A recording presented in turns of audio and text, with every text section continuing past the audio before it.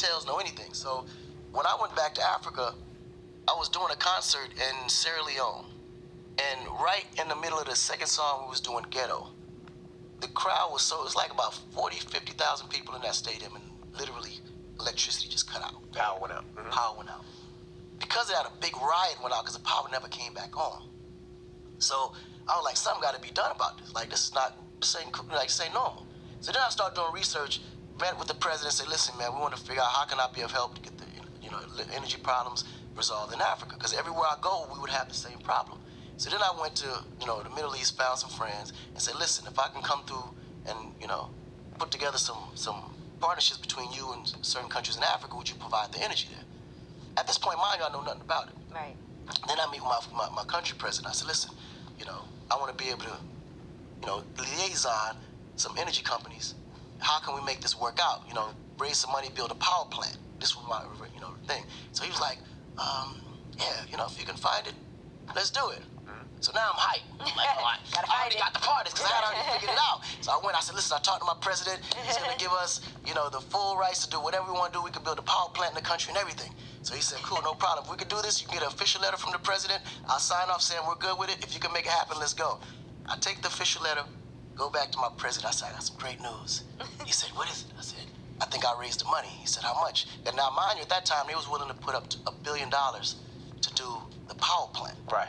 So the president, at that time, he had to be extremely honest with me. He said, listen, son, the business that you're entering into now is a type of business that create wars. He said, when I told you to go get it, I didn't think he was going to pull it off. Exactly.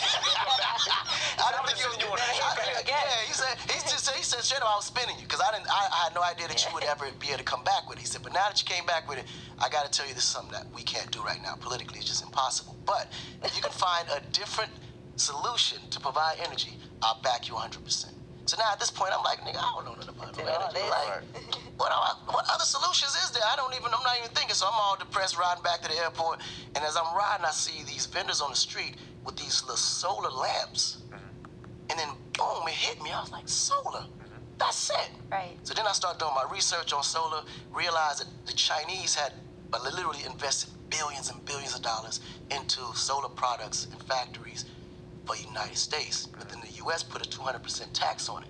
So they couldn't utilize none of that stuff. They just sitting in China, all the factories, all the equipment. And I said, damn, this could be something I can use to my advantage. So I fly to China. And you get the solar on the low, right? That's solar on the low price. So I get to China, and I was like, listen, this is a way we can both help each other. You guys invested all this money that you can't utilize. Africa's in need of it, and we don't have the product. You guys got the product, so there got to be a partnership here. They said, you know what, you're right. I said, so look, let me be the guy that you can use to deliver this product to projects in Africa. So I created my company, and I said, listen, Mr. President, I think I got the right situation. I explained to him at the time, solar was like, but it was non-threatening because no energy company around that time even cared. So he was like, okay, cool, do these villages, and then from there we'll see what happens. So the Chinese gave me $1 billion credit line to all solar products, factories, initiatives, whatever I need to do solar, I had the money to do it. So because I had that credit line, now I was able to front the country, the project, whatever the process was. Sometimes their energy budget might be $150 million, but you pay that out within 3 years. But the rural electrification budget was only like $50 million. So they couldn't afford a project that big. But because I had the credit line, I was able to front them the product, and then within 3 to 5 years, they can pay me out. Gotcha. You follow? So it was easier for me to be able to make that move. So once we did one country, it just kind of propelled. Everybody wanted it. And we had the credit line to supply them, and now they just paid me out in years. So now, known a kid from Newark, New Jersey got a $1 billion credit line with solar energy. So it was just an opportunity. It just wide open. And in the process, I hired people that knew exactly how this works. They've been in it for 20, 30 years. Hired them to run my company. It's been amazing ever since. Wow. That's something we have to learn more about here, even. Absolutely. Because I know I keep getting people want to do solar panels on the roof. They look so ugly on the roof. That's the only bad thing. They look so ugly on the roof sometimes. Yeah, no, they do. But you save a lot of money because actually just last year I started Akon Light in America. That makes sense. Yeah, we're based in North Carolina. I partnered with a company called Reach, who's been in the game forever, and we're like literally the only African American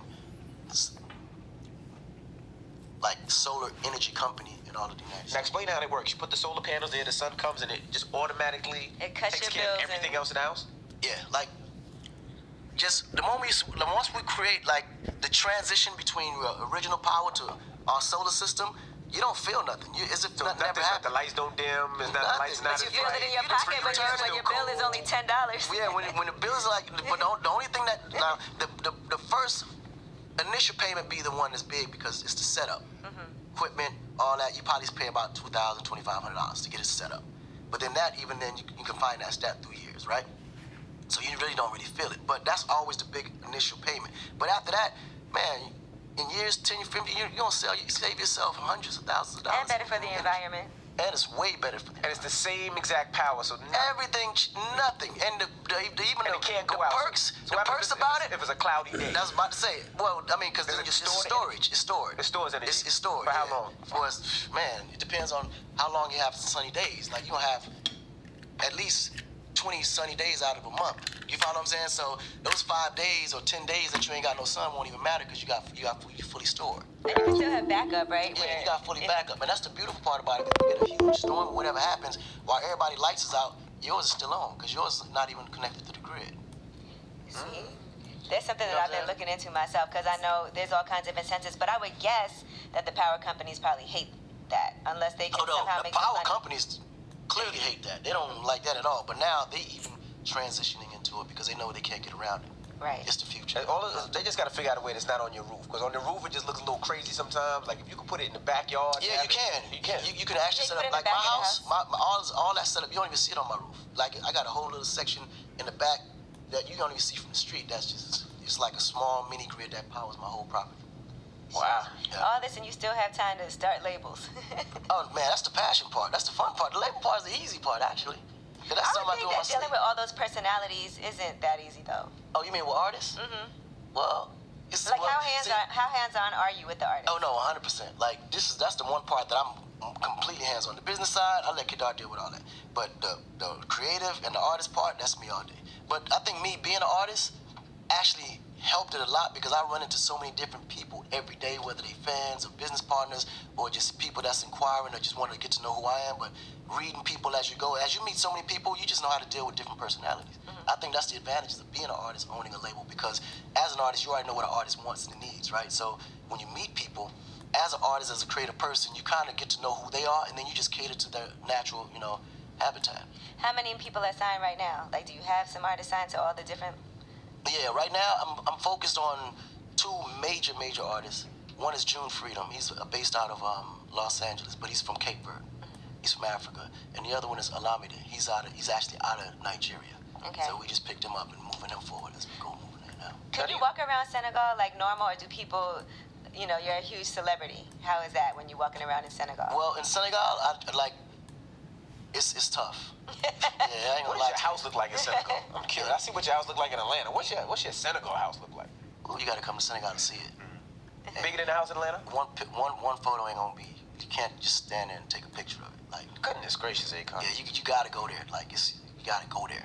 This restaurant near my house, it's called Jollof.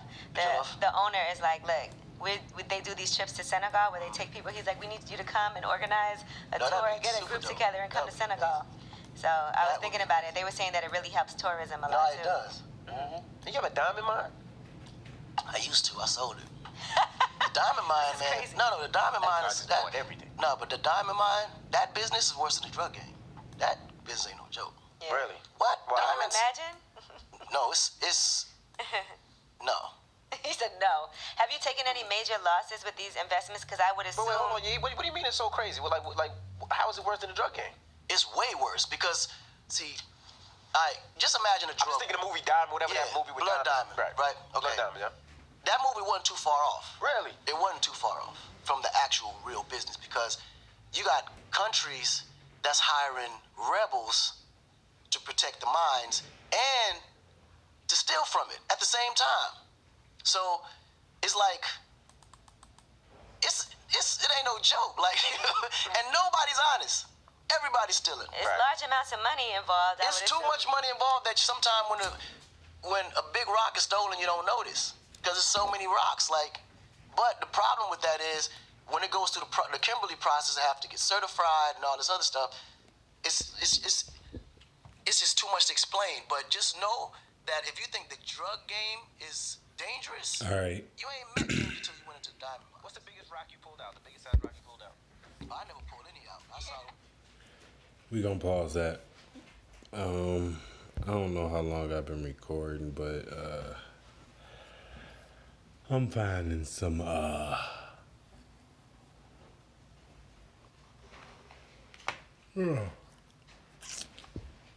things here that makes me wonder, but let's just look at this. Check this out. As you can see, we already been checking out Akon over here, you know, for a minute now. You can see over here. Oh, where did that oh, still say it. I thought they wouldn't get it. I thought they verified it. So what I'm gonna do is go ahead and create a coin just like this. See if we can get a value to be backing it the same way, and see how that goes. But besides that point, that part,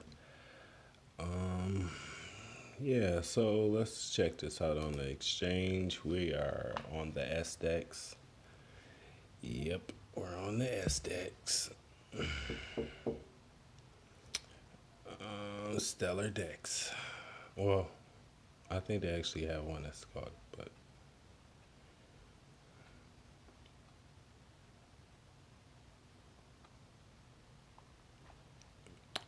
they are irreversible.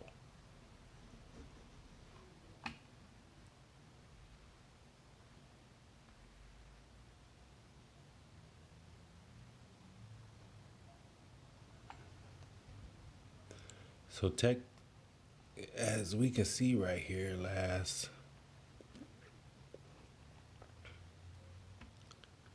this is where it looks like price value is coming from.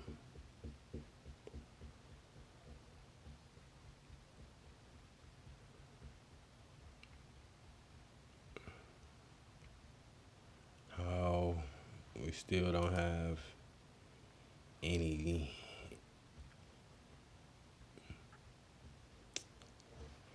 trade volume or anything.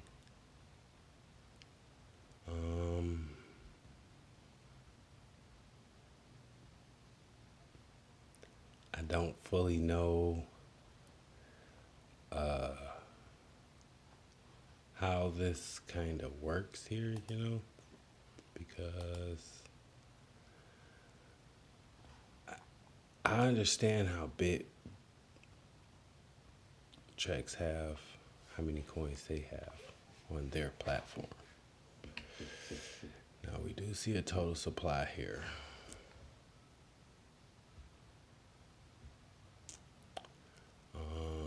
None of that has changed. Asset holders. So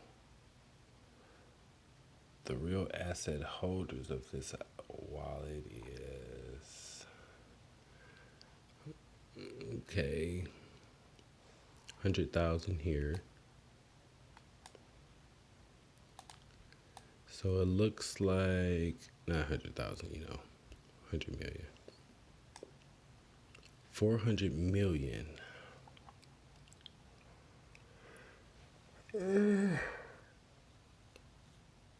Is locked up. Okay.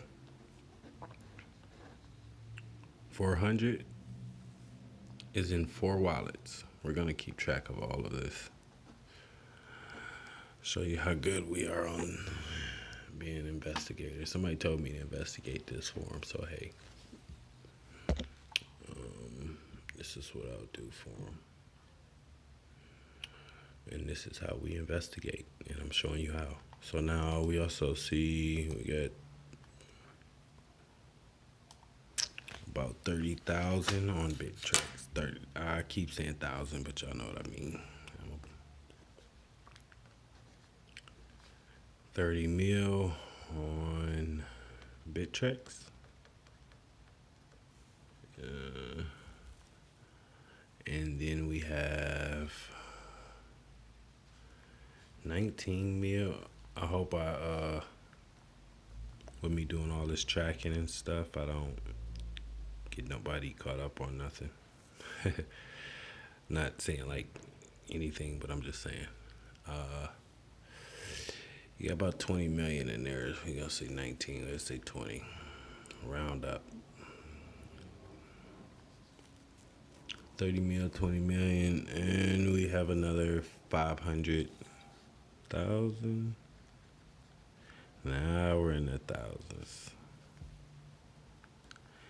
in a wallet. So we have four with that, one,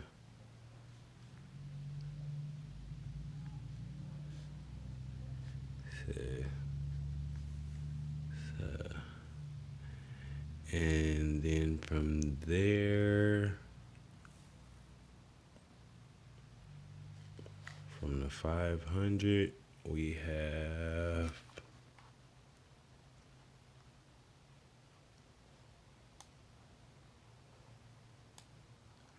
296.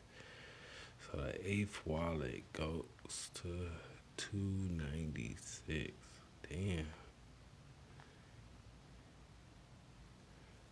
So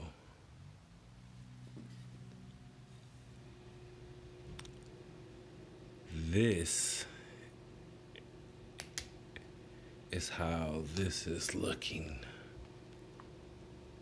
to me.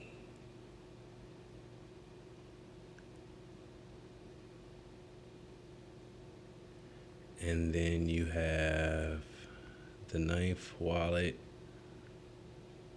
with 222 and 90 and 90.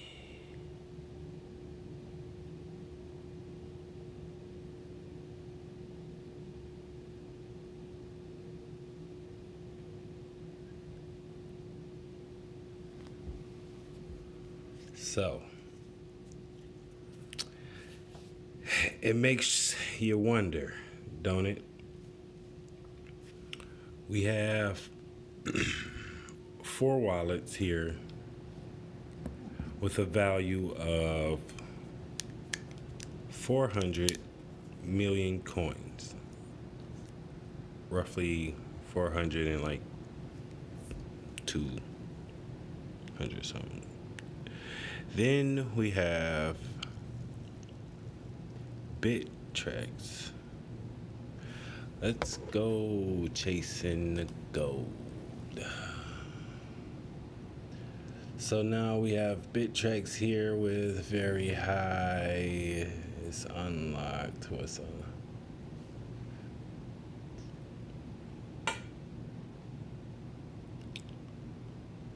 So this wallet is sitting here with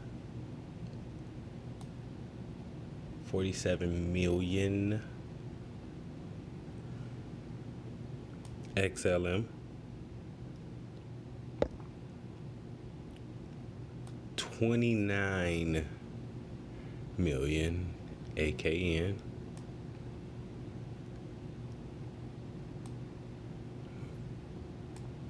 2 million at MOBI. Okay, we got to remember that one. 6 and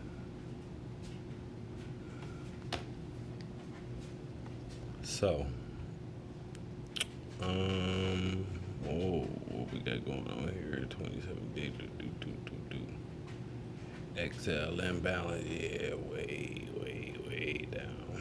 Okay. So when we come here, we can see that you have XLM to there, yeah. Let me spell, yep.